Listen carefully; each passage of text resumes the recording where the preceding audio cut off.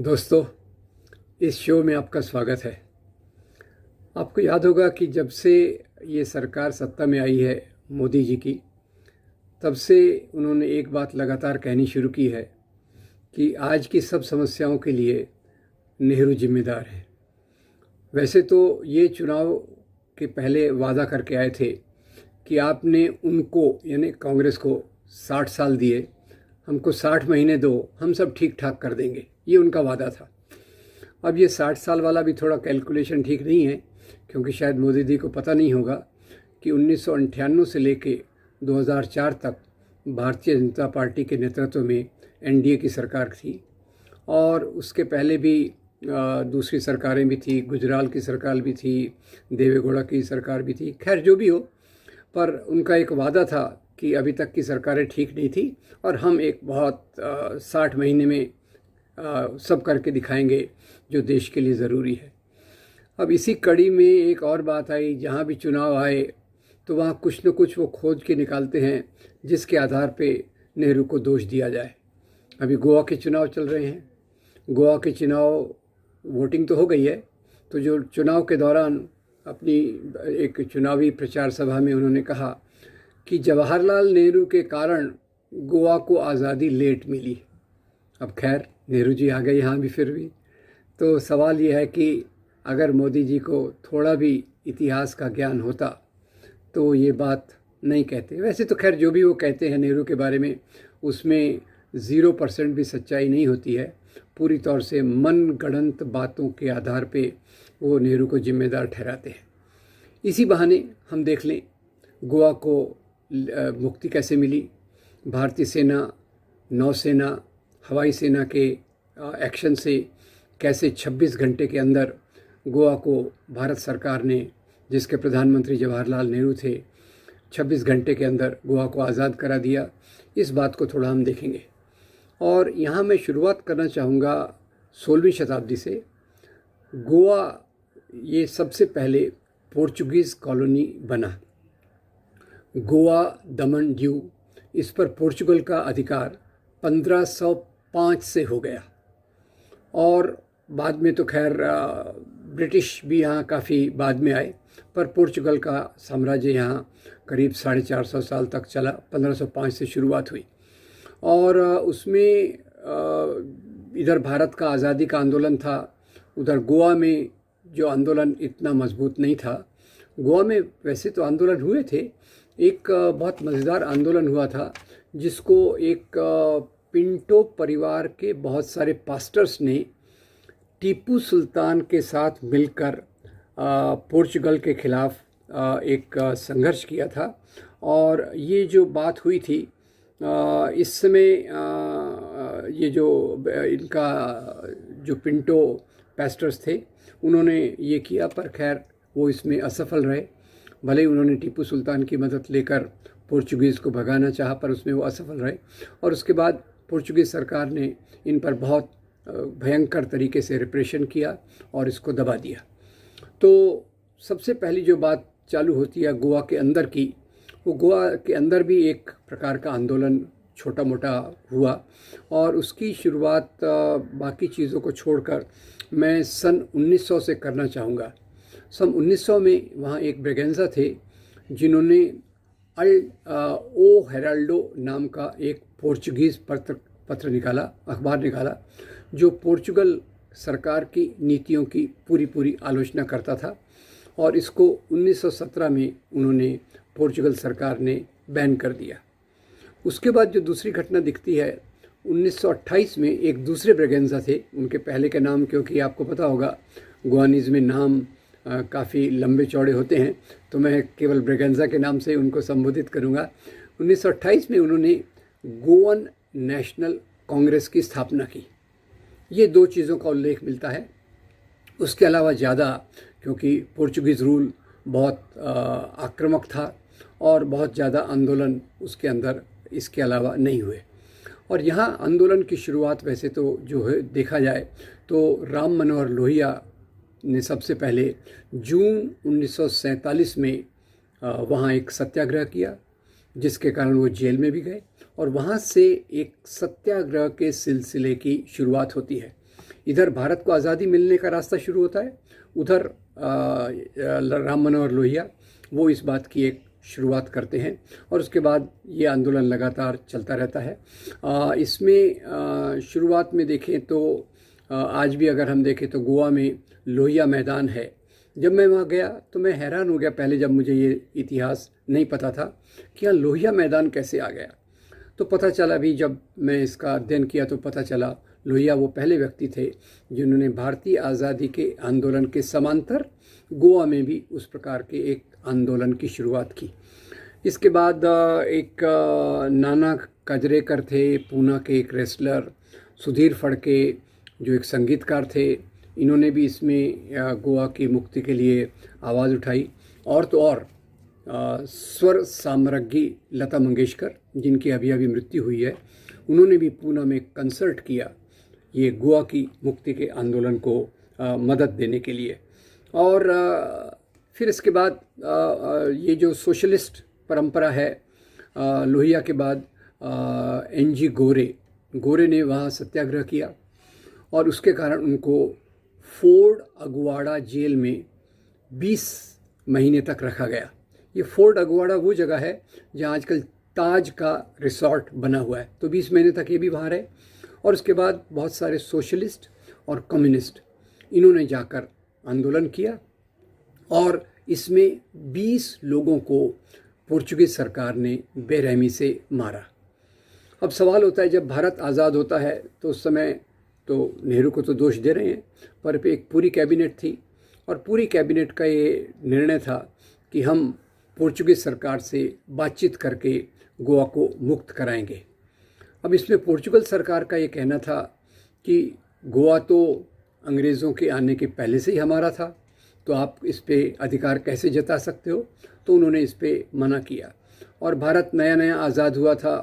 Portuguese उस समय एक मजबूत ताकत थी, क्या उसको एक आर्मी एक्शन के समय उस समय लिबरेट करा सकते थे, ये एक शंका का विषय है जो मेरे ख्याल से उस समय पॉसिबल नहीं था।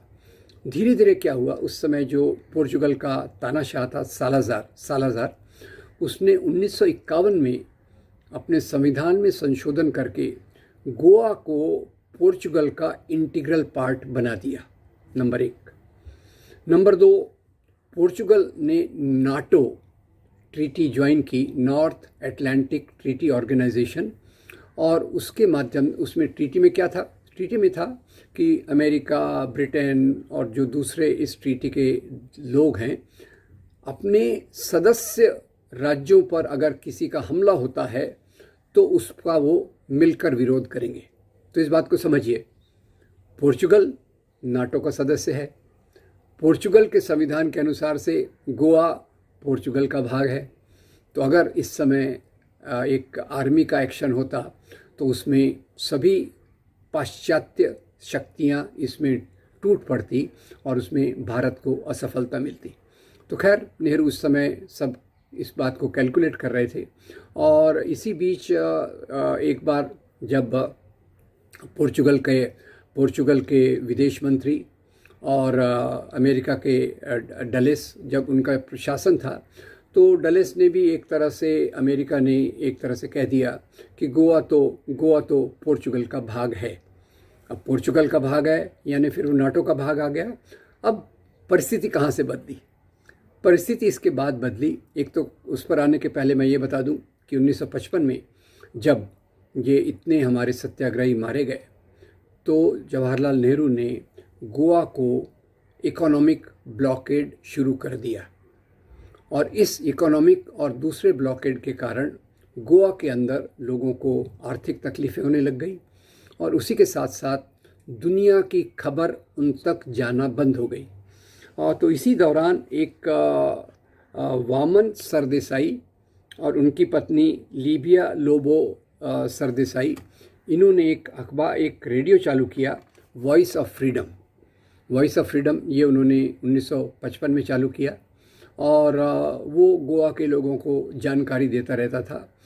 मैं जो बताने की कोशिश कर रहा हूँ कि इन माध्यमों से गोवा के लोगों में एक पोर्चुगल के खिलाफ की भावना मजबूत होती गई। तो एक घर की तरफ से ये और दुनिया की तरफ से अगर देखें तो 1960 में वो परिस्थिति आई। वो कैसे आई कि जो डलेस एडमिनिस्ट्रेशन था, आइजनहावर जो थे, वो मजबूती से गोवा पोर्चुगल का भाग है इस बात का समर्थन कर रहे थे। अब इसके बाद कैनेडी आए। कैनेडी ने यहाँ एक बात रखी। कैनेडी ने कहा कि गोवा के बारे में पुनर्विचार किया जा सकता है। उन्होंने एक नम्रता दिखाई और यही वो वक्त था कि जब भारत को समझ गया कि अगर गोवा पर कुछ कार्रवाई होगी तो अमेरिका पोर्चुगल की मदद के लिए नहीं आएगा। इस बात को ख्याल रखिए। नाटो की संधि का कितना बड़ा परिणाम इस पर था, ये उसका एक परिणाम था। और बीच में डलेस और पोर्चुगल में बहुत सारी बातें हुई और उन्होंने कई बार वहाँ प्लेबिसिट की भी बात की कि भाई गोवा में हम प्लेबिसिट करते हैं कि गोवा के लोग पोर्चुगल में रहना चाहते हैं कि भारत में रहना चाहते हैं। नेहरू ने उस समय स्टैंड लिया कि जो भी प्लेबिसिट की बात हो उसके बाहर जाकर गोवा को भारत का भाग बनाना ही है, ये नेहरू ने कहा। खैर, अब जब कैनेडी प्रशासन आया तो नेहरू को मौका मिल गया कि अब ये अमेरिका शायद पोर्चुगल का भाग नहीं देगा। और उस समय हमारे डिफेंस मिनिस्टर जो थे वी.के. कृष्ण, उन्होंने भी नेहरू को अपना मूल्यांकन दिया और उस मूल्यांकन के अनुसार अब ये दो बातें चल रही है। यहाँ नेहरू का भी आप रोल देखिए।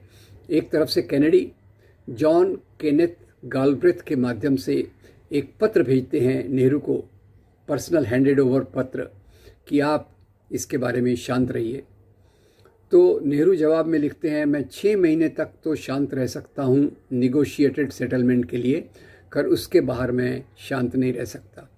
एक तरफ नेहरू ये लेटर भेजते हैं और उसके तुरंत बाद वो अपनी सेना को आदेश देते हैं कि गोवा से पोर्चुगीज़ शासन को भगा दो। और ये बात 19 दिसंबर की है।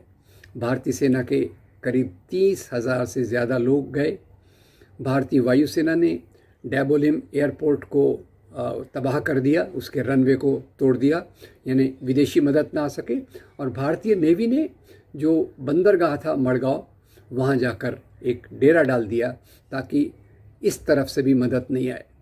तो जो पोर्चुगल का गवर्नर गोवा में था, उसने देख लिया कि भारतीय सेना आ रही है, सेना का हवाई रास्ते से मुझे मदद नहीं मिल सकती, पानी के रास्ते से मुझे मदद नहीं मिल सकती, तो उसने समर्पण कर दिया और गोवा भारत का भाग 19 दिसंबर से बन गया। अब नेहरू को दोष देना तो बहुत आसान है, लोग अपना अपना कर सकते हैं, पर क्या 1950 तक तो सरदार पटेल भी थे। 1950 के बाद जो गोवा के संविधान में परिवर्तन लाया गया, उसके चलते नाटो, क्या हम नाटो की उपेक्षा कर सकते थे? क्या भारत इतना शक्तिशाली था कि वो अमेरिका, ब्रिटेन जैसी शक्तिशाली ताकतों के सामने मिलिट्री एक्शन करे? ये अपने अपने सोचने की बात है। पर खैर, मोदी जी के लिए तो एक मुद्दा मिल गया।